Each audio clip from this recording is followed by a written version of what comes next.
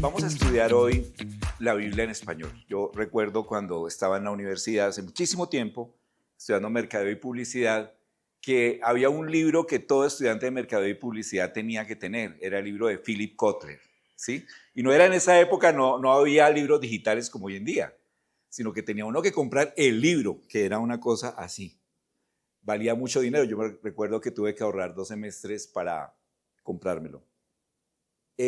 Los que estudian Derecho, creo que la Constitución Política de Colombia, y los que estudian el Código Penal, Andrés, tú que eres abogado, tienen que conocer el Código Penal. Es decir, cada profesión tiene un libro muy importante, un libro base que debe conocer. Y pues para nosotros como creyentes, ¿cuál es ese libro? La Biblia, pero no estamos como convencidos. ¿Cuál es? La Biblia, ¿no? ¿Por qué debemos conocer nuestra Biblia? No es casual, no es que dijimos, bueno, como no hay otro tema, enseñemos sobre la Biblia en octubre. De hecho, estamos celebrando el mes de la Biblia a nivel mundial. Pero ¿por qué un cristiano debe conocer su Biblia? ¿Cómo? Porque es el medio por el cual Dios se reveló. ¿Qué más? Porque es el medio a través del cual conocemos al Señor. La fe viene por el oír y el oír por la palabra. Nadie llega a ser creyente sin la Escritura. ¿Ok? ¿Qué más? ¿Por qué debemos conocer nuestra Biblia? ¿Cómo? Es como nuestro manual. Nos guía. La verdad. Si nuestra prioridad como cristianos es conocer a quién. A Cristo, a nuestro Señor, a nuestro Dios. ¿Y cómo lo conocemos? ¿Por medio de YouTube? ¿Por medio de escuchar la conferencia por radio o por televisión? En la Escritura. Entonces la Escritura es el centro de autoridad, es el centro del conocimiento del Evangelio. La Escritura nos edifica, la Escritura nos permite conocer a Cristo. Entonces no es concebible que un cristiano no conozca su Biblia. Hemos estado animándonos mutuamente a que nos memoricemos el orden de los libros de la Biblia, ¿cierto? Todo creyente debe memorizarlo. Jorge, pero ¿cómo puede ser tan sectario, tan legalista? No, es que hermano, ¿cómo no vas a conocer el orden de los libros de la Biblia? Tienes que conocerlo. Y por lo menos tienes que conocer de qué trata cada libro de la Escritura, cuál es el propósito. ¿Cuáles son los libros de la ley? ¿Cuáles son los libros históricos? ¿Cuáles son los libros poéticos? ¿Los libros proféticos? ¿Los evangelios? ¿Las cartas universales? ¿Las cartas de Pablo? Lo que sea. Debemos conocerlo. Debemos edificarnos en eso. Y la Biblia, tenemos el privilegio de que el Dios del universo, quien es inaccesible en el conocimiento a Él, se dignó a través de los apóstoles y profetas y de la persona del Señor Jesucristo, revelarnos quién es Él a través de un lenguaje que yo puedo entender. O sea, nosotros hablamos aquí español, ¿cierto? Aquí hay alguien, sé que hay unos bilingües, pero hablamos español. ¿No creen ustedes que es un regalo impresionante de Dios? Que el Dios del universo, el creador del mundo, el salvador nuestro, se revela tal como es Él a través de un libro que yo puedo leer en mi lenguaje. Es impresionante. Y cuando nosotros tenemos la Biblia, pues decimos, bueno, sí es la Biblia en español, la Reina Valera o la que sea. Pero ¿cómo llegó esa Biblia acá? ¿Cómo llegó la Escritura a Colombia? A poderla tener yo y comprarla en una librería o me la regalaron y poder leerla. Y poder tener un devocional y que Dios me hable a través de esa Escritura. Es impresionante. A veces lo damos por sentado, ¿no? Bueno, ahí está la Biblia, sí, ahí está. Pero ¿cómo llegó la Biblia en español? Y lo que yo quiero que estudiemos hoy un poquito es esa historia, pero no lo miren como una clase de historia. No sé cuál es la materia preferida tuya en el colegio, pero para mí era historia y matemáticas, la que más me encantaba. Pero no es una clase de historia la que vamos a tener hoy. Vamos a hacer un viaje juntos para entender y comprender cómo la Escritura llegó a nosotros en español. Entonces, ¿me acompañan en ese viaje? Esta enseñanza la di hace, o parte de esta enseñanza, no toda, hace 4 años en Calle 80 cuando estábamos celebrando el mes de la Biblia. Hice algunas introducciones nuevas, pero viajemos juntos a conocerlas. Si alguien se duerme, le pregunto. ¿Sí? Si está haciendo calor, prendemos el aire acondicionado, o sea, abrir las ventanas. Pero disfrutemos esto porque realmente nos impacta. Y vamos a entender cómo hombres murieron y mujeres murieron para que hoy podamos tener la escritura en español. Hombres que entregaron su vida, que sacrificaron su vida para que nosotros tengamos hoy la Biblia en español, que es un privilegio. Muy bien, entonces comenzamos la historia con 1 de Pedro 1, 24 al 25. ¿Lo leemos todos? Esta es en la Reina Valera. Porque toda carne es como hierba, y toda la gloria del hombre es como flor de la hierba. ¿Cómo es la hierba y la flor de la hierba? Hoy está, mañana no está, ¿cierto? La hierba se seca y la flor se cae, mas la palabra del Señor, ¿qué? Permanece para siempre. La palabra del Señor es eterna, nunca dejará de ser. Y esta es la palabra que por el Evangelio os ha sido anunciada. Es decir, la palabra eterna de Dios nos ha llegado a nosotros por el Evangelio.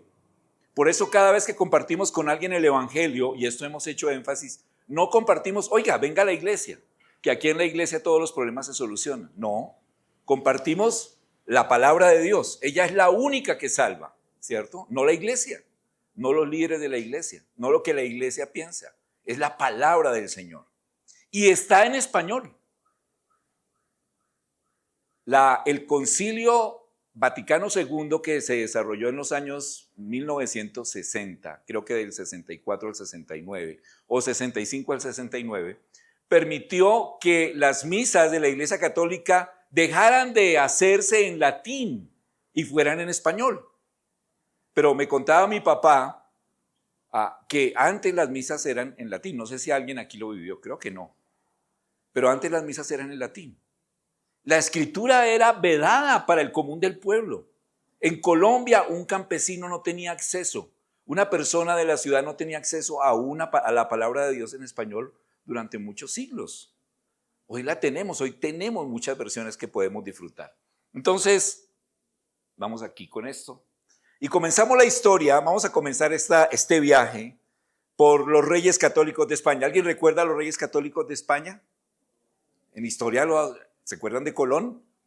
Esos fueron los que patrocinaron el viaje de Colón, sobre todo la reina Isabel. Entonces hoy podemos encontrar muchas traducciones de la Biblia en librerías, la podemos encontrar, las podemos tener en nuestros celulares. En un celular puedo tener todas las versiones en español si quiero. En nuestro idioma tenemos acceso a multitud de aplicaciones y dispositivos, pero existió una época, incluyendo en Colombia, en que era prohibido leer la escritura.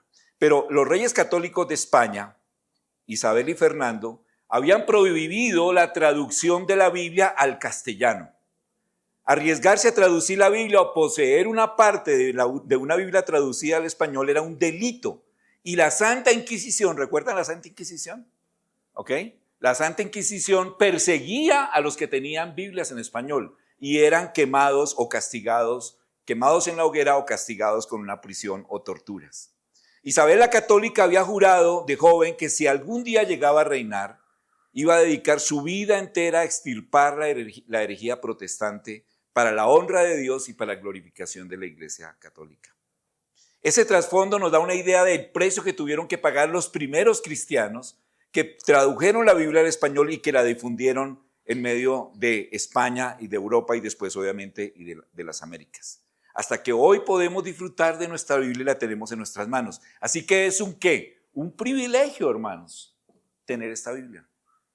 No merece ser abandonada en los estantes de nuestros escritorios o en nuestra mesita de noche. Merece ser leída y estudiada porque es la palabra de Dios mismo. Entonces vamos a dar un vistazo que nos ayude a apreciar y a tener un amor más profundo por ese libro que es ¿qué? La inerrante palabra de Dios. Y vamos a retroceder hasta mediados del siglo XV. ¿Recuerdan en el siglo XV cuál era el imperio que dominaba? ¿Alguien que sea bueno para la historia? El imperio romano de Occidente. El imperio romano de Occidente que después se dividió en el imperio romano de Occidente y el Imperio Romano de Oriente. Y tenía dos capitales, principalmente el Imperio Romano de Occidente, su capital principal estaba en Roma. Durante siglos fue Roma la capital del Imperio Romano.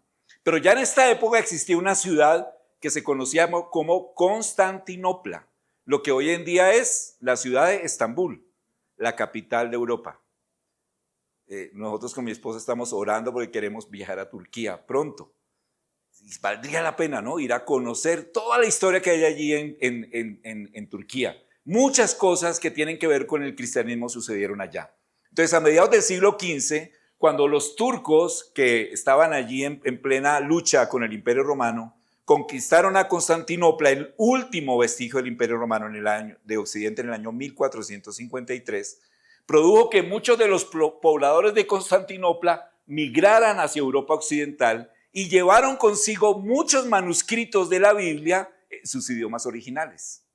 Manuscritos que habían llegado y sobre todo manuscritos en griego que trasladaron con ellos. Entre los cuales habían manuscritos de los libros del Nuevo Testamento en su idioma original, es decir, en griego original como fue escrito el Nuevo Testamento, y manuscritos del Antiguo Testamento traducidos al griego también. Esto produjo en Europa algo importante que también conocemos en historia. Cuando todo ese movimiento de migración de Constantinopla hacia el Imperio Romano de Occidente sucedió, se produjeron dos hechos o dos movimientos que todos los recordamos allá cuando estudiamos en historia en el bachillerato. Uno fue el Renacimiento. ¿Recuerdan qué fue el Renacimiento? Fue el renacer. Es decir, toda la cultura, la pintura, las artes, las ciencias tuvieron un auge en aquella época. Se estaba saliendo del oscurantismo de la Edad Media y estaba toda la inteligencia y la habilidad humana saliendo a relucir a través del Renacimiento, volviendo a encontrar la fuente en esos clásicos griegos que estaban nuevamente tomando furor en Europa. Pero aparte del Renacimiento, pasó algo, que lo comentaba hoy Joel. Sucedió la Reforma Protestante. Durante siglos y toda la Edad Media, el cristianismo básicamente quedó opacado por la Iglesia Católica. La Iglesia Católica no solamente tenía el poder religioso, sino el poder ¿qué? Político y económico. Y prohibía el ingreso de cualquier persona a la verdad de la Escritura. Ellos tenían el control y el poder. Pero llegó la Reforma Protestante, de la cual hoy en día todavía tenemos impacto y beneficio. Realmente la Iglesia cristiana moderna tiene su origen en la época de la Reforma. Nosotros en muchos sentidos debemos a la Reforma lo que somos hoy como creyentes en esta época. Por más de dos años más tarde, sucedió algo también importante. ¿Recuerdan esto? También en historia. Se inventó la imprenta, la inventó Gutenberg en el año 1455. Esta es una réplica de la primera imprenta. ¿Cuál era la diferencia de la imprenta a lo que existía antes? John hace 8 días nos compartió que los manuscritos bíblicos se escribían en papiros y en pergaminos. ¿El papiro cuál era? ¿Cuál era el papiro? Era aquel que estaba hecho en hojas finas de junco, que se cortaban finamente y se armaban como un tejido. Por ahí todavía encontramos. Y pergaminos eran pieles de animales, principalmente de corderos u ovejos. Y allí se escribía, y los rollos que el Señor Jesús leyó en el Nuevo Testamento, ¿recuerdan cuando decía el Señor Jesús abrió el rollo y leía en la sinagoga? Los rollos que estaban en las sinagogas eran rollos de pergamino, rollos en cuero que se podían conservar. Pero no había una imprenta que permitiera a través de tipos individuales o de letras individuales imprimir un texto. Todo era manual. Gutenberg en el año 1455 inventó la imprenta. Y adivinen cuál fue el primer libro que imprimió en su imprenta. La Biblia. Allí marcó un hito. Hoy en día, ¿cuál es el libro más leído, más vendido, más traducido de toda la historia? De lejos. El segundo está a años luz de la Biblia. La Biblia es el libro más vendido, más leído, más traducido, más impreso, más reimpreso en toda la historia de la humanidad. Y aún así Satanás quiere destruirlo, ¿no? y cada día se hace más fuerte. Entonces inició la era de la imprenta, de lo que permitió a Europa tener un acceso más directo ¿a qué? ¿Más directo a qué? A toda la literatura escrita, no solamente la Biblia, sino todos los libros se podían imprimir y cualquier persona tenía acceso. Ya no tenía que ser un ilustrado o pertenecer a una biblioteca pública donde estaban todos los pergaminos y lo que fuera allí, sino que cualquier persona podía tener acceso a un libro impreso. Y esta literatura escrita produjo realmente el avance de la Reforma en Europa. En el año 1516, Erasmo de Rotterdam, un hombre muy importante para la historia del cristianismo, publica la traducción del Nuevo Testamento en griego en la ciudad de Basilea, en Suiza, lo que conocemos hoy en día como Suiza. Y eso sirvió como base del estudio del Nuevo Testamento en su idioma original. Entonces, este Erasmo de Rotterdam fue el primero que en la época moderna tuvo la traducción del Nuevo Testamento en griego. El Antiguo Testamento existía en griego desde hace muchos siglos. De hecho, cuando el apóstol Pablo y los apóstoles y aún el Señor Jesús hablaban del Antiguo Testamento, se hablaba del Antiguo Testamento, de la traducción de la Septuaginta, que había sucedido mucho antes de la venida de Cristo, y era todo el Antiguo Testamento hebreo traducido al griego, que era el idioma universal. Pero Erasmo de Rotterdam realmente fue uno de los primeros que tuvo la traducción del Nuevo Testamento al griego y allí lo publicó en la ciudad de Basilea. Y esto fue un año antes de que Martín Lutero, en el año 1517, proclamara las 95 tesis o clavara las 95 tesis en la puerta de la catedral del castillo de Wittenberg, en Alemania, dando así al origen de la Reforma Protestante. Hermanos, todo esto debemos saberlo, porque esto es importante para entender lo que somos hoy nosotros como creyentes. ¿Cómo se originó el protestantismo? ¿Por qué Martín Lutero y esas tesis que clavó dieron origen a la Reforma? Y así comienzan a aparecer las primeras traducciones de la Biblia al español. La primera de ellas fue la hecha por Juan de Valdés en el año 1529. ¿Cuándo fue el año del descubrimiento de América? 1492. 12 de octubre de 1492. Es decir, tan solo unas décadas después apareció la primera Biblia en español, que fue hecha por Juan de Valdés, que era un discípulo de Erasmo y que tuvo que huir de España alrededor del año de 1529, el mismo año, porque fue denunciado por la Inquisición por publicar un libro que se llamó Diálogo de la Doctrina Cristiana. Este es uno de los manuscritos del Diálogo de la Doctrina Cristiana. Bueno, no, la foto de uno de los manuscritos de Diálogos de la Doctrina Cristiana más antiguos. Los primeros libros que hablaron de doctrina en español fue uno de estos, de Juan Valdés, Diálogo de la Doctrina Cristiana. Valdés tuvo que huir hacia Italia, ¿por qué? Porque la Inquisición lo estaba persiguiendo.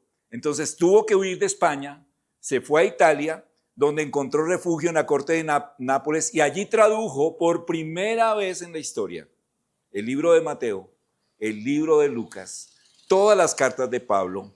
Hebreos no lo tradujo y Salmos, de resto todo al español.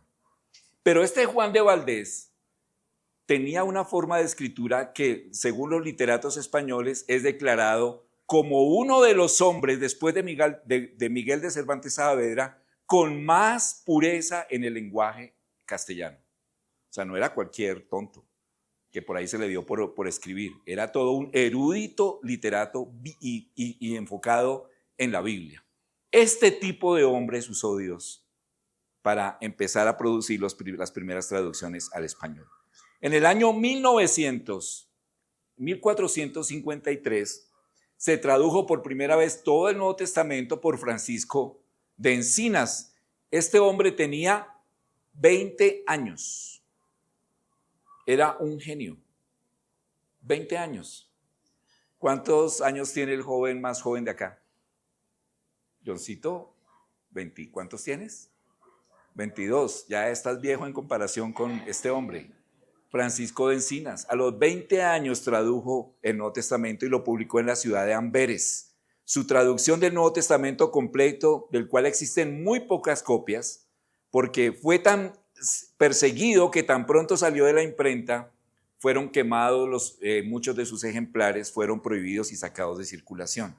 El propio emperador Carlos I de España, hijo de Carlos V, no sé por qué Carlos I era hijo de Carlos V, pero que era el emperador del Sacro Imperio Romano Germánico, nieto de Isabel la Católica, hijo de Juana la Loca y de Felipe el Hermoso, a quien Francisco había dedicado la traducción del Antiguo Testamento, fue el que se dedicó a perseguir y a sacar de circulación esta traducción.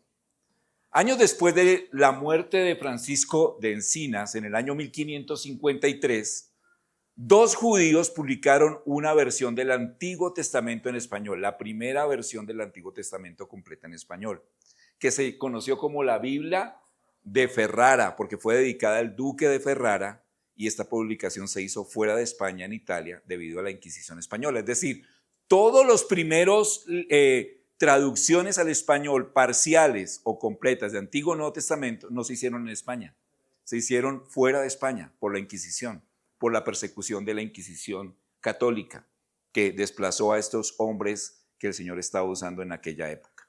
3 años después, apareció en Venecia otra traducción del Nuevo Testamento, traducida por un personaje muy importante en la historia que se llamaba Juan Pérez de Pineda.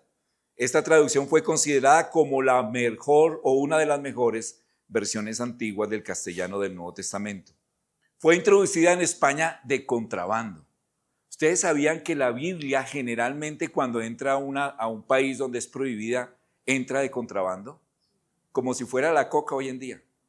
Y ahorita vamos a conocer una historia fascinante de cómo la Biblia, que fue traducida al español, entró a España.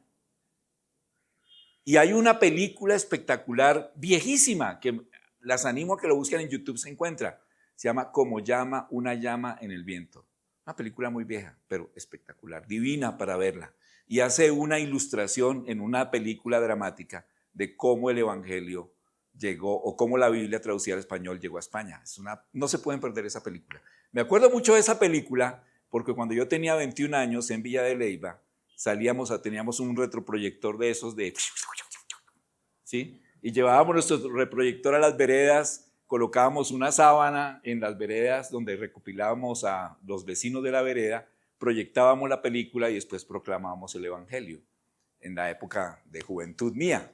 Entonces, y aún así en esa época era vieja, imagínense lo vieja que es. Entonces, pero es tomen nota, Como llama en el viento, una llama en el viento, espectacular, muy buena película. Entonces, esta versión del Nuevo Testamento fue introducida en España de contrabando, promoviendo un incipiente movimiento reformador. Entonces, adivinen la reforma, ¿dónde empezó a impactar al comienzo? En toda Europa, incluyendo en España. ¿A quién impactaba la reforma? A los que podían leer. ¿Y quiénes eran los que podían leer? Los que tenían acceso a leer un idioma. Los curas católicos. Entonces la reforma, así como Martín Lutero, la reforma comenzó por los curas católicos. Fueron los primeros estudiosos de la Escritura. Y había un hombre, un contrabandista, llamado Julián Hernández. Este hombre iba a jugar un papel trascendental en la historia de la Biblia, más usada en toda la historia del cristianismo de habla hispana, que es la Biblia Reina Valera, de la cual vamos a estudiar ahorita, la historia de Reina Valera. Julián Hernández, un hombre que todos deberíamos tener en mente porque fue clave en la expansión de la Biblia. Entonces, ¿qué tenía la Inquisición? Pues la Inquisición tenía puestos de control, como aquí en Colombia o en cualquier país, cuando quieren controlar el tráfico de algo, pues colocaban en las fronteras puestos de control, paraban a los visitantes o viajeros que entraban al país y les requisaban para ver si en sus, ¿cómo se llama eso? Chécheres, pertenencias, lo que traían, llevaran porciones de la Escritura traducida. Entonces la palabra de Dios fue introducida a escondidas a España. Los reyes católicos habían consolidado funcionarios aduanales en los puertos marítimos y por tierra, los pasos terrestres, para revisar todo paquete y toda persona que entrara en el reino. En ese tiempo, Juan Pérez de Pineda, que vivía en Ginebra, donde nació Juan Calvino, estaba siendo usado poderosamente por el Señor en la época de la Reforma en aquella ciudad, y allí en Ginebra se había convertido en refugio de todos los hombres que estaban deseosos de conocer y de traducir las escrituras a sus idiomas originales. Y un día se presentó en la puerta de Juan Pérez un hombre de apariencia muy extraña, dice la historia. Era muy bajito de estatura, muy bajito. Aparentemente era jorobado. Más tarde Juan Pérez diría de él que tenía el cuerpo tan delgado que parecía que solamente tuviera piel y huesos. Ese era Julianillo, Julián Hernández. Este hombre era conocido como Julianillo porque era de baja estatura. Y Julianillo había viajado por todo el nuevo continente. Esta es una estatua en honor a él y una gráfica que representa lo que él hacía. Y había trabajado en muchas imprentas alemanas y en los Países Bajos también, donde la reforma protestante tenía mucha fuerza. Y algunos suponen que estando en contacto allí con esas impresores, donde se imprimía la Biblia en los idiomas originales, él llegó a conocer a Cristo y convirtió eso en su pasión y en su vida. Julianillo es un representante de lo que deberíamos ser todos los cristianos. ¿Qué es lo que más difundimos nosotros de nuestra vida? Hoy en día están en moda las redes sociales. ¿Qué es lo que más difundes tú? Como cristiano debería ser ¿qué? La escritura. Difundir de nuestro Señor. Hablar de nuestro Señor. Julianillo lo hizo. Y este hombre empezó a contrabandear Biblias, era un contrabandista de la palabra de Dios. Y Julianillo le ofreció a Juan Pérez servirle de amanuense, es decir, aquel que le ayudaba a escribir y ser corrector de pruebas en la traducción que Juan Pérez estaba trabajando. Y ante el dilema de cómo entrar las Biblias, si es la siguiente o esta todavía, y ante el dilema de cómo entrar las Biblias a España, Julianillo se ofreció él mismo a hacerlo. Y se convirtió en un bubonero. ¿Qué era un bubonero? Alguien que llevaba en una mula o en varias mulas cachivaches. Y iba y vendía en los pueblos, como los vendedores antiguos de los pueblos que llegaban y vendían las sábanas, las ollas en el pueblo. Ese era Julianillo. Y en medio de todas las cosas que vendía, que también vendía comida y granos y cosas así y especias, metía la Biblia. Y él hizo algo. Fabricó unos barriles de vino que tenían doble piso en la parte inferior. Y en ese piso falso escondía las Biblias y en la parte de arriba había vino. En ese compartimiento secreto, cuando los vigilantes revisaban, encontraban vino, pero en la parte de abajo habían Biblias. Y tomando la vía de Flandes se dirigió hacia España con tal sagacidad y sangre fría, dice así literalmente la historia, con tal sagacidad y sangre fría, que pudo burlar todos los puestos de vigilancia de la Inquisición. Y llegó a Sevilla, a la casa de Juan Pérez de Pineda. Depositó el Nuevo Testamento de Juan Pérez de Pineda en la casa de Juan Ponce de León. No tengo foto de él, pero traté de buscarla, pero no la encontré. Para que se encargara de distribuirlas. Pero Juan Ponce de León fue descubierto por la Inquisición y fue llevado a la hoguera el 24 de septiembre del año 1559, convirtiéndose en uno de los primeros mártires por producir o por contrabandear la Biblia en español. Pero eso no frenó a Julianillo y continuó introduciendo a los Nuevos Testamentos mientras vendía telas y vinos para ocultar su verdadera identidad, y empieza a generar una inquietud en los clérigos católicos que no sabían cómo España estaba siendo inundada de Biblias en español. Y cada vez que perseguían más, llegaban más Biblias, pero no sabían de dónde venían, con toda la vigilancia que tenían. Finalmente, Julianillo fue traicionado por un herrero que lo delató delante de un sacerdote, fue llevado a Sevilla en la Inquisición Y dice la historia, en ningún momento Julianillo ocultó su fe y tampoco la manera como había introducido esos libros en España. A pesar de que lo torturaron, nunca reveló ninguno de los nombres de los protestantes españoles. Dice la historia que aún con los miembros dislocados animaba a otros presos cantando canciones en contra de los frailes y al mismo tiempo animando a los hermanos a que se mantuviesen firmes en el Señor en medio del sufrimiento. Estuvo preso 3 años y al final fue condenado de muerte. Dice la leyenda que aún siendo quemado, él mismo colocaba madera sobre su cabeza para arder más rápido. Esos eran los héroes de la fe. Nosotros hoy en día ni siquiera soportamos que alguien nos pille que somos cristianos. ¿Sí? Somos como decía en el campamento de hace unas semanas, somos los 007 del cristianismo, ¿no? Agentes secretos. Nadie sabe que somos cristianos, pero nadie sabe, hasta que alguien por ahí nos pilla. Ese es el máximo peligro que tenemos. ¿Por qué no ser valientes en expresar lo que creemos?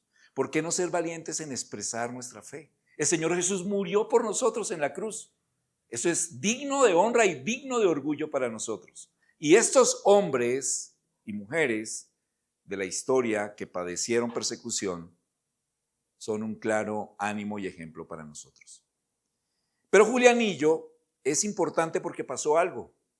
En uno de los muchos lugares donde dejó las Biblias, dejó muchas en el convento de los frailes jerónimos, en el convento de San Isidoro del Campo. Esta es una foto real tomada hace 40 años de ese convento, todavía existe.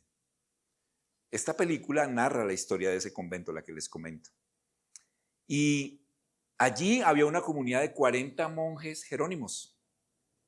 En este convento se encontraba García Arias, quien era el monje tutelar, prior, o sea, como la cabeza visible, a los que muchos llamaban maestro blanco porque era un cura albino. Y este dirigía a los frailes en el estudio de las escrituras que Julianillo les había dejado. La primera vez que los frailes conocieron la escritura, ya no en latín, que era el idioma que tenían que leer los católicos, sino en español. Y muchos de estos monjes, la gran mayoría, conocieron a Cristo de manera personal, en incógnito, sin que nadie lo supiera. Solo la palabra de Dios los convirtió. No había evangelistas, no había programas radiales donde invitaban a la gente a conocer a Cristo, no había predicadores, solo la palabra les salvó. Lo mismo que sucedió con Lutero. Cuando Julianillo fue apresado, adivinen qué hicieron estos monjes. Salieron volados de su convento. Y en el año 1557, 12 monjes decidieron abandonar el convento y huir de la Inquisición. Entre ellos habían 2 monjes, Casiodoro de Reina y Cipriano de Valera. La Biblia, Reina Valera. Y otro reformador español llamado Antonio del Corro. ¿Quién fue Casiodoro de Reina? Dice la historia que nació en Sevilla en el año 1520, se unió al convento a los 10 años, lo cual era muy normal en aquella época. Y antes de huir del convento, en el año 1557, estos 12 frailes se habían encontrarse en Ginebra. ¿Recuerdan qué pasaba en Ginebra? Era donde llegaban todos los rebeldes que querían conocer más de la escritura en sus idiomas originales. Y así lo hicieron. Pero por algunos inconvenientes, Casiodoro de Reina decidió trasladarse a Frankfurt en el año 1558. No sé si es la siguiente. No, no es la siguiente. Y comenzó la traducción del Antiguo Testamento al español.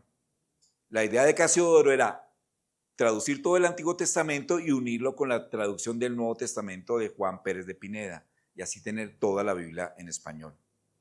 Pero Casiodoro de Reina fue perseguido y tuvo que salir de allí de Inglaterra, donde ya se había convertido en pastor de una iglesia cristiana floreciente, y después de hacer varias gestiones, de tener el Antiguo Testamento en una lengua castellana, pues no tuvo la posibilidad de unirlo con el Nuevo Testamento, así que tuvo que dedicarse a traducir todo el Nuevo Testamento él mismo. En el año 1500, y aquí vamos para la siguiente. Entonces, su traducción de la Biblia, tanto Antiguo como Nuevo Testamento, fue conocido como la Biblia del Oso, que fue el nombre que inicialmente recibió la Reina Valera. Pero hasta ahora solamente había sido Cipriano de Valera el traductor. Y esta es la Biblia, y se llamaba la Biblia del Oso porque aparecía un panal en un árbol colgando, destilando miel y un oso alimentándose de esa miel. ¿Qué nos recuerda de la escritura esa ilustración que escogió Casiodoro de Reina? ¿Cómo? ¿Cómo? Que la palabra de Dios es dulce como la miel. Entonces, cuando escuche la Biblia del Oso, fue la primera. No era Reina Valera todavía, solamente Casiodoro de Reina la había escrito. Entonces,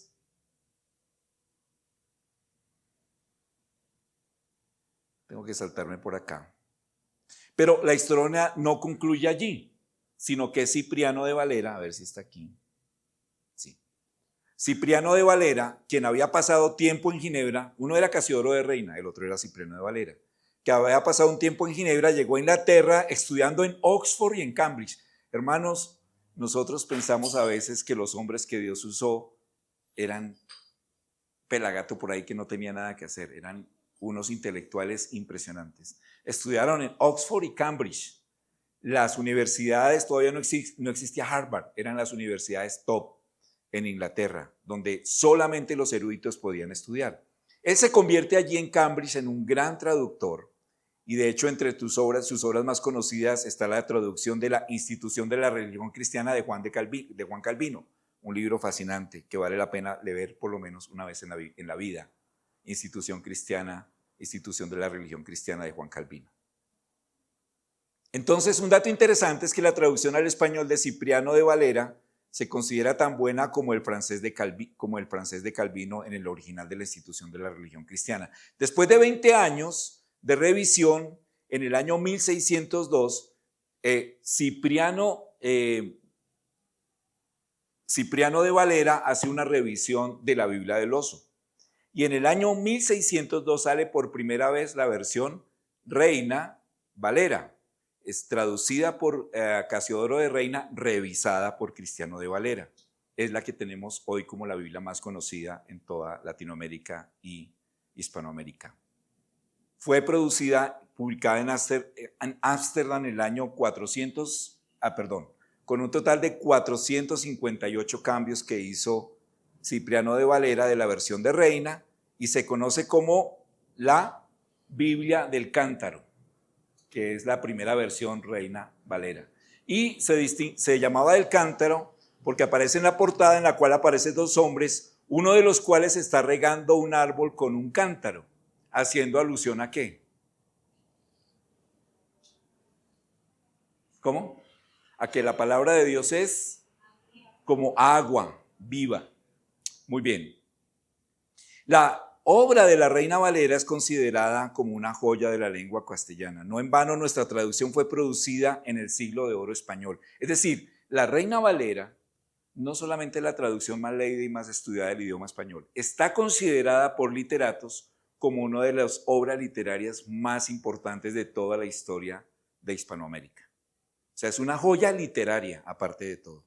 Ahora, obviamente, esa versión original fue en el año 1602, de las cuales han salido muchas revisiones. La que conocemos más hoy en día es la revisión de 1960, que es considerada como la versión de una de las mejores versiones que existen en lengua castellana.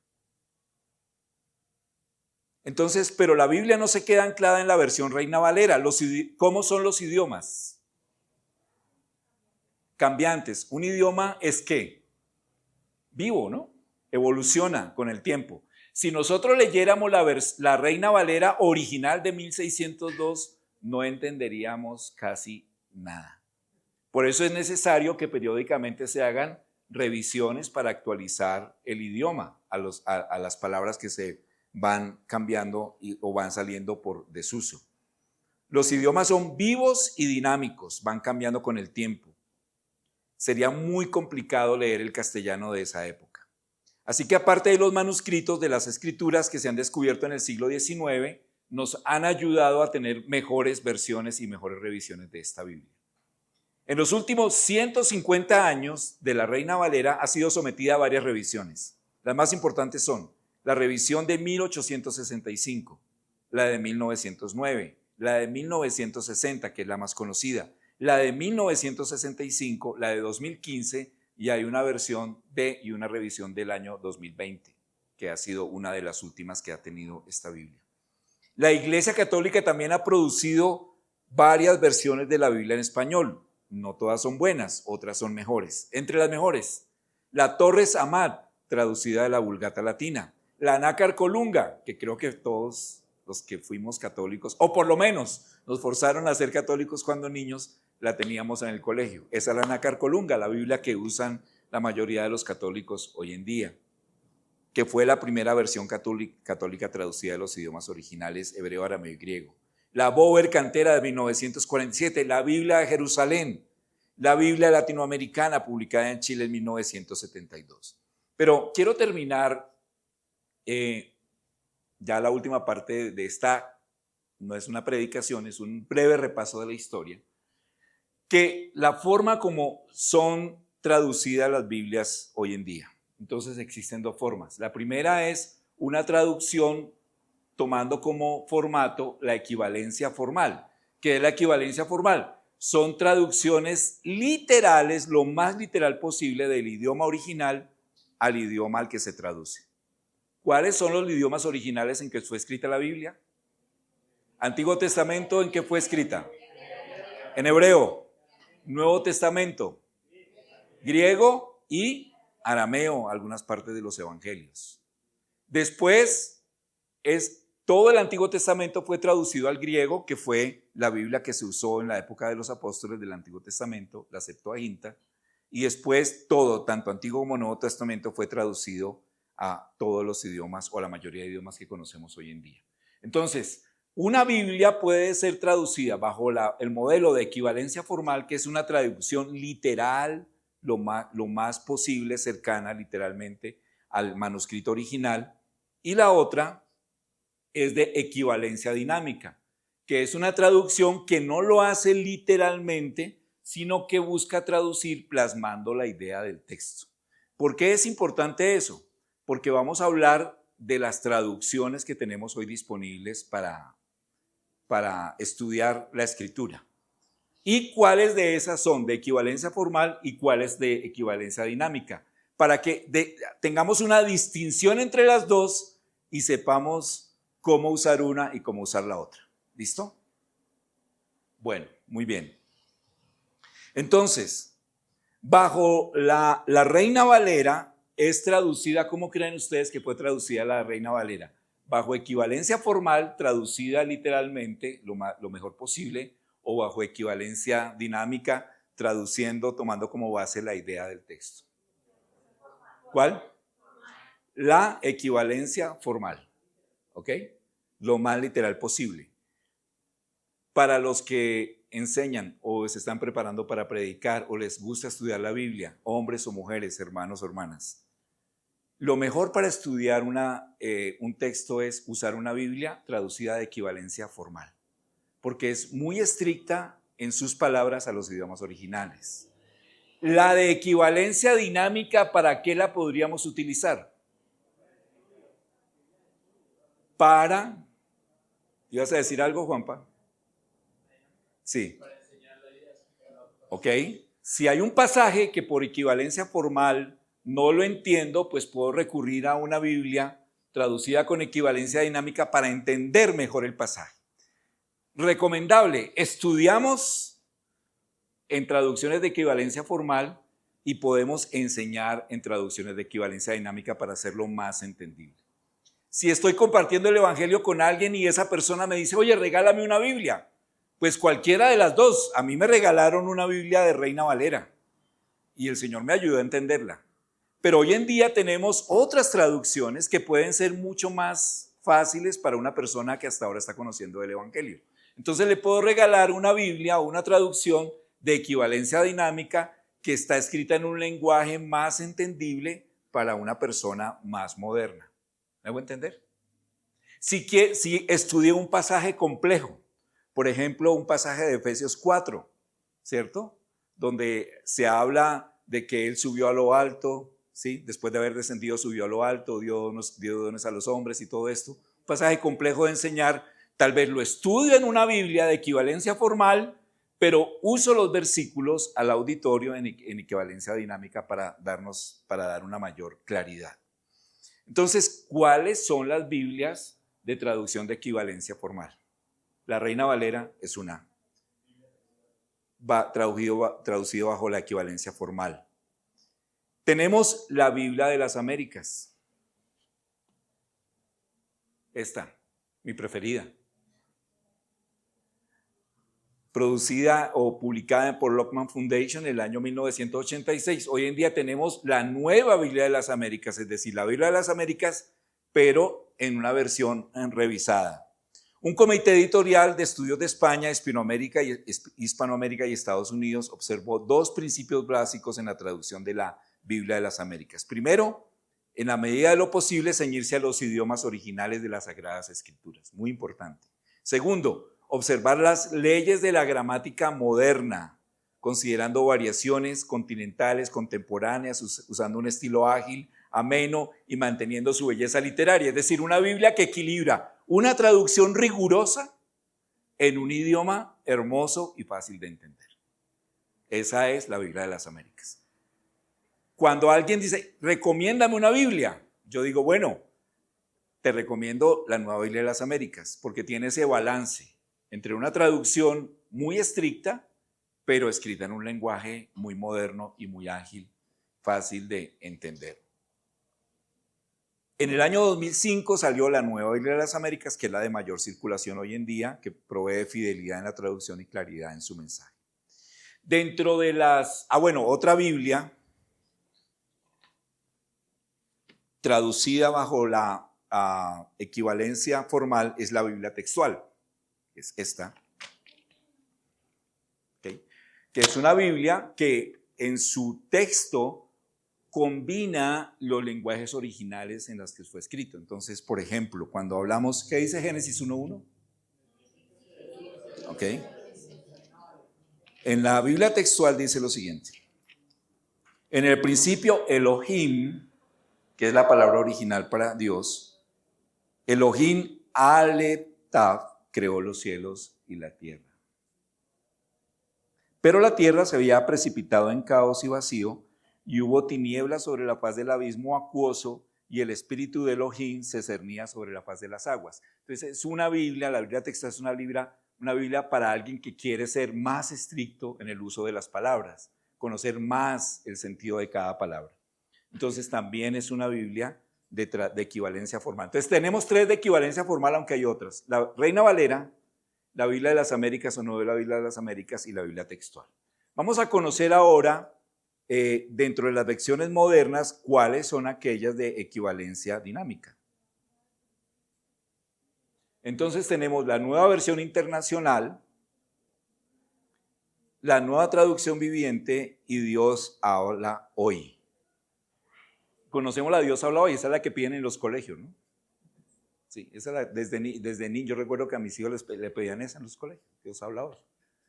Estas son buenas traducciones traducidas bajo el esquema de equivalencia dinámica. Hablemos, por ejemplo, de la nueva versión internacional, que de las tres, particularmente a mí, es la que más me gusta, particularmente a mí. A otros les gusta más la nueva traducción viviente y esa, pues bueno, hay alguien que las usa.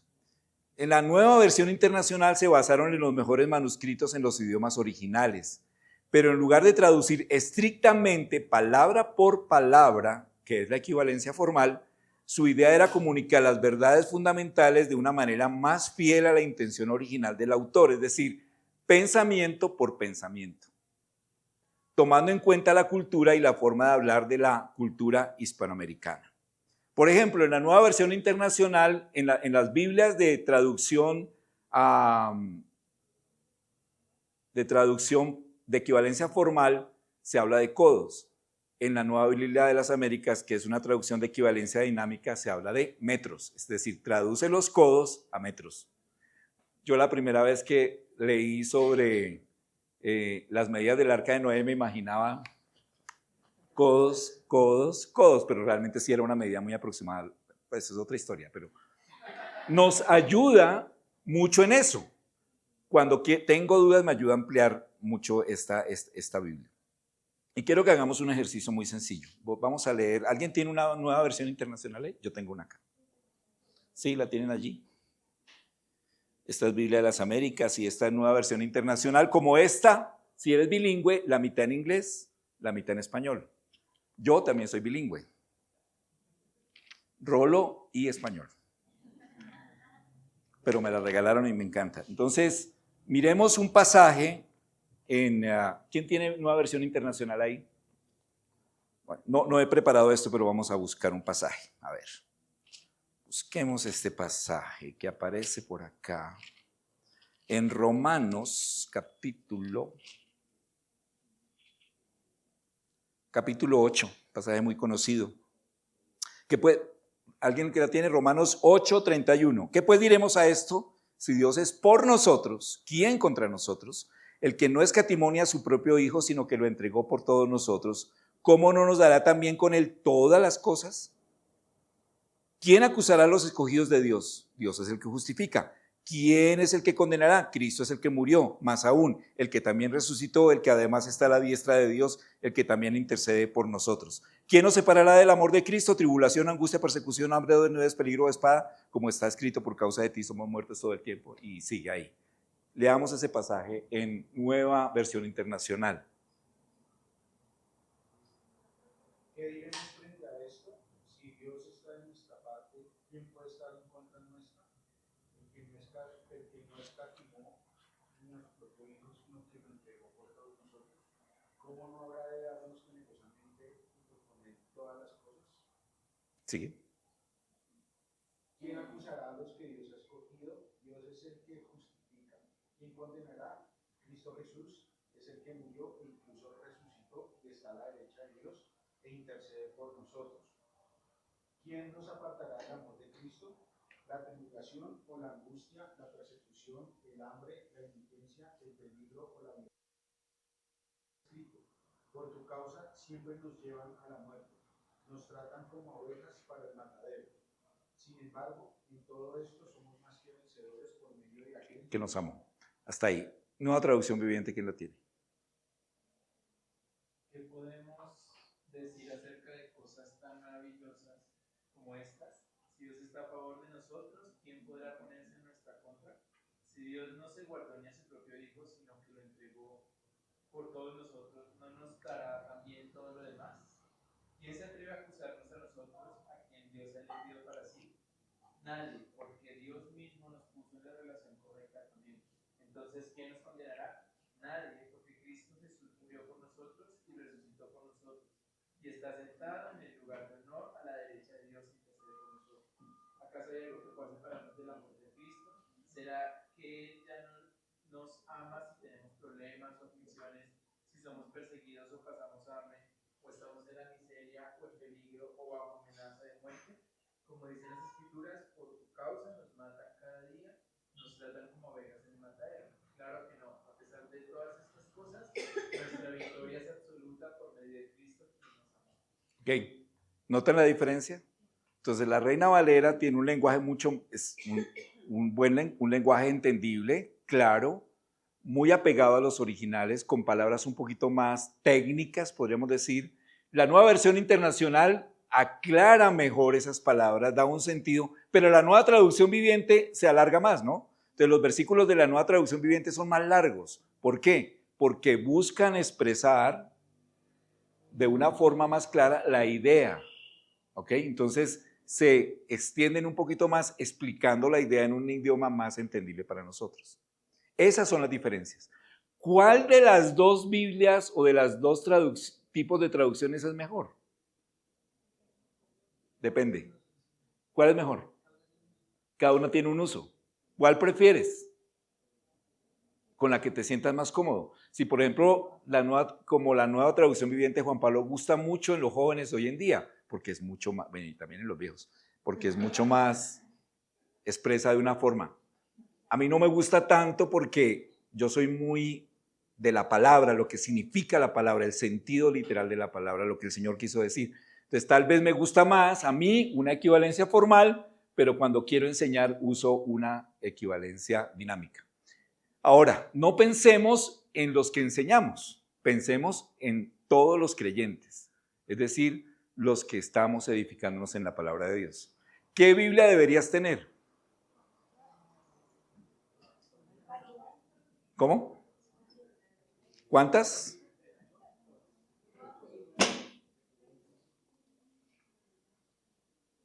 ¿Cuántas? No sé, las que necesites. Si es solo una, no importa, la que más te guste, pero estúdiala. Estúdiala, disfrútala. De nada te sirve tener en la biblioteca esto si no están ajadas, gastadas, no porque se te caen, sino porque las usas, si no las repasas, si no las lees. Una Biblia, no importa, una, escoge. ¿Cuál te gusta más? Pero la que te guste, se salió, pero la que te guste, disfrútala. Si quieres, pide consejo a alguien. Oye, hermano, ¿cuál Biblia sería buena para mí? Cualquiera de nosotros te puede ayudar. ¿Qué es lo que prefieres? ¿Cómo te gusta estudiar? Si no eres tan bueno para la literatura, tal vez una como esta te sirva bastante. Si te gusta profundizar un poquito más en un lenguaje más sencillo, tal vez esta te guste mucho. Si te gusta mucho estudio, tal vez Reina Valera y Biblia de las Américas te ayuda. Entonces, depende, pero aprovechémoslas, usémoslas, disfrutémoslas. Aún una Biblia católica la puedes usar. No es una herejía tener una Biblia católica y estudiar en ella. Entonces, hemos conocido un poquito más sobre la escritura en español. Ya por lo menos tenemos algo de historia de cómo ha llegado la Biblia a nosotros. Ahora la pregunta es, ¿qué voy a hacer con ella? Si la voy a disfrutar o no. Si me voy a edificar o no. Entonces, que el Señor bendiga su palabra, hermanos, y nos ayude a disfrutar la escritura. Que ya la próxima vez que vayas a la Biblia y esa Biblia que tienes ahí arrumada, que nunca, sácala y empieza a usarla, empieza a disfrutarla. Y si la lees y no la entiendes, busca otra versión. Y si no la entiendes, órale al Señor, que el Señor te ilumine y el Señor te va a iluminar a entenderla. Muy bien, vamos a orar antes de pasar a los anuncios. Padre Celestial, queremos darte infinitas gracias por tu palabra y por tener este breve recorderis de cómo la Biblia llegó a nosotros en nuestro idioma español. Pedimos, Señor, que nos ayudes a disfrutarla, a valorarla, a que realmente esta Biblia impacte nuestras vidas, produzca cambios en nosotros. Recordar a estos hombres y mujeres que murieron por traerla para nosotros hoy en día. Y aún aquí en Colombia muchos fueron perseguidos y muertos, asesinados por traer tu palabra. Bendícela en nuestras vidas y en nuestro corazón para que produzca frutos abundantes para ti en el nombre de Jesús.